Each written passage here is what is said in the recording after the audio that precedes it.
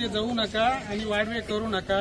या बेलदार लोक जेवढे भाड्यानं राहते तेवढे काढायची जबाबदारी माझी राहणार आहे आणि ही केस चालवायची जबाबदारी माझी राहणार आहे। मी काम दिलं बी आणि काळूला हा मी न्याय मिळवून देणार आणि केस मी चालवणार माझ्या पद्धतीनं। मला कोणाची भीती नाहीये, बेलदाराची भीती नाही, राजकारणाची भीती नाहीये। बरोबर स्पष्ट सांगतो, तुम्ही वयाचे मुलं आहे, तुमच्यावर केसी दाखल होतील, उद्योग करू नका अत्राप। आणि जे बेलदार भाड्यानं राहतं ना त्यांनी ऐकून घ्या, नवनाथ मसू पवार बोलतोय, प्रत्येक बेलदाराला मी बाहेर काढणार एका वर्षामध्ये, भाड्यानं राहणारा बेलदार।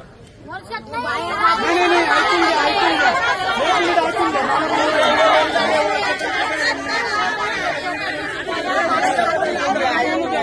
ऐकून घ्या। आपल्याला केस चालवायची काही गोष्टी डॉक्युमेंट व्हायला वेळ लागणार आहे, डिपार्टमेंटला वेळ देणं आहे। आपण डिपार्टमेंटच्या बोखंडी बसलो तर काही उपयोग नाही, त्यांना वेळ मिळत नाही। आपण सर्व व्यवस्थित करू आणि तुम्ही कुठल्या याच्यात जाऊ नका। मी काळूला न्याय मिळवून द्यायची माझी जबाबदारी। जशी मी काही गोष्टीला मी न्याय मिळेल, श्याम भाऊला माहिती, श्याम महाजनला माहिती माझी काय परिस्थिती होती, मी काय करेल। फक्त मी काळू भाऊला न्याय मिळवून देणार बीडी कामगारमध्ये, हे स्पष्ट सांगतो। आणि कुठल्या मुलाला बेलदारने धक्का जरी लावला इथून पुढे तरी त्या बेलदारला आम्ही नडून जाऊ कायदेशीर इथून पुढे।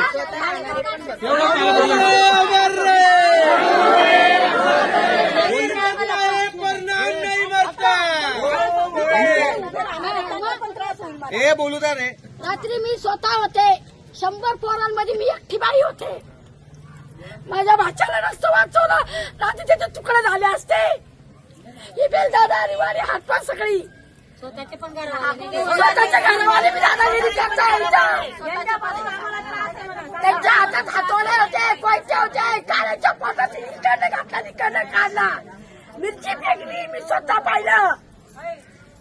मी बाजारीन होते, त्यांचे किती लोक होते तेवढे मी तुम्हाला साक्षी देते। त्यांना मिरच्या फेकून मारता या बाया शिनार रांडा, त्यांना लाज आहे का जरा? पाठीमागे राहतात बांगड्या भरून, बायांना पुढे करतात काय? शिनार गांड्या समोर पाहिजे, आता आमच्या समोर पाहिजे।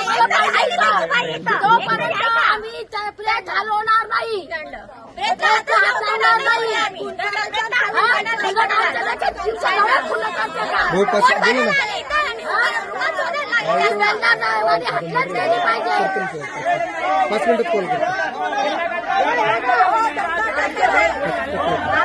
काहीच नाही, त्या बायांनी मिरच्या भेटल्या, त्या बाया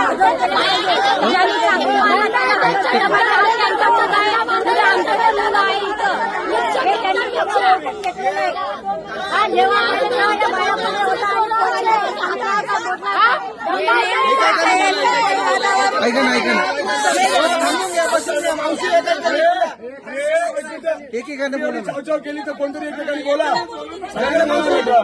एकेकाने बोला। एक मिनिट एकेकाने बोला। हो बसून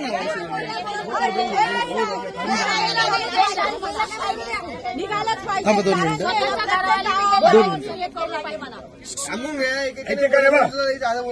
सगळ्यांच्या भावना हॅलो, मी मालती सोमनाथ जगळे। त्यांनी माझ्या लेखात काळूवर वार केलेला आहे। माझा भाचा सुद्धा रात्री वाचलाय त्यांच्या हातातून। मी नसते तर आज माझा भाचा वाचला नसता। मी स्वतः बघितलाय, मिरची पण फेकलेली त्यांनी, त्या काळूच्या डोळ्यामध्ये मिरची फेकली आणि त्याला सुरा खुपसला, पुढून खुपसला, मागून काढला, सगळे पळून गेलेले, यांना धरून आणा। हे मला एकटीला माहिती आहे, 100 पोरांमध्ये मी एकटी बाई होती। यांचा न्याय मिळालाच पाहिजे आम्हाला। आता आमच्या समोर आला ते, मी लेडीज पण आला, त्यांच्या लेडीजनी मिरची फेकलेली आहे। दर पाहिला ते मिरची फेकता सगळ्यांच्या डोळ्यामध्ये आणि कुऱ्हाडीचे घाव घालता।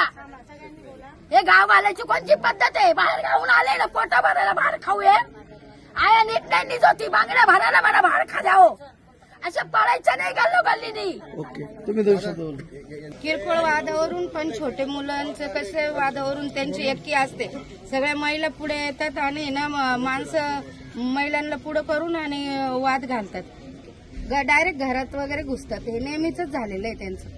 कुराडी चाकू घेऊन हा कोयते कुऱ्हाडी चाकू वगैरे काळू हा पोरगा चांगला होता, त्याला न्याय मिळवून द्यायचा मला परफेक्ट मी काम करणार आणि करणार. पण मला एवढंच सांगायचंय का तुम्ही शांततेनं घ्या, खैरनार सरांना वेळ द्या, एवढंच मला बोलायचंय. डिपार्टमेंटला वेळ द्या. ते पळून जाऊ नाही तर कुठे मातीच्या आड जाऊ, ते फायदा करतील त्यांचा शोध लावतील. तुम्ही शांततेत घ्या.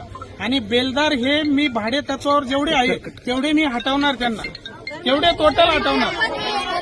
घर मालक हे ऐका, घर मालक हे तो नंतरचा रूट आहे, पण जे भाडं राहील आणि त्यांचे मुलं बाळ आहे, आपले मुलं बाळ आहे, काळजी करू नका. मी न्याय काळूला मिळून देईन. मला फक्त एवढंच बोलायचं आहे तुम्हाला सर्वांना. खैरनार सरांना वेळ द्या. परत एकदा बोला, काय घटना घडली? सगळ्यांनी मिळून माझ्या नवऱ्याला, माझं घर फोडलं, माझ्या नवऱ्याला पण सगळ्यांनी मिळून मारलं होतं.